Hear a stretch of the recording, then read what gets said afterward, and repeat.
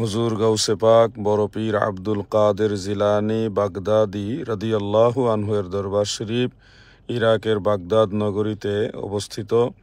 এক নজরে মাগরিবের আজানের মুহূর্তে এই সুন্দর মনোরম দৃশ্য গাউসে পাকের দরবারে লক্ষ্য করা যায়। আপনারা দেখে নিন গাউসে পাকের দরবার।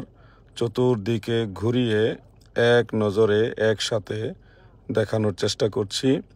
ইরাকের রাজধানী বাগদাদ নগরীতে বড় পীর আব্দুল কাদের জিলানী বাগদাদি রাদিয়াল্লাহু আনহু এর দরবার শরীফ অবস্থিত। এখানে আশেকান ভক্ত মুহিব্বিন যারা আছে তারা নামাজ আদায় করার জন্যে, জিকির আসকার এবং দোয়া সকলের সাথে দোয়ায় হাসিল হওয়ার জন্যে এখানে অংশগ্রহণ করে থাকেন। এক নজরে গাউসে পাকের দরবার শরীফ আপনারা দেখুন।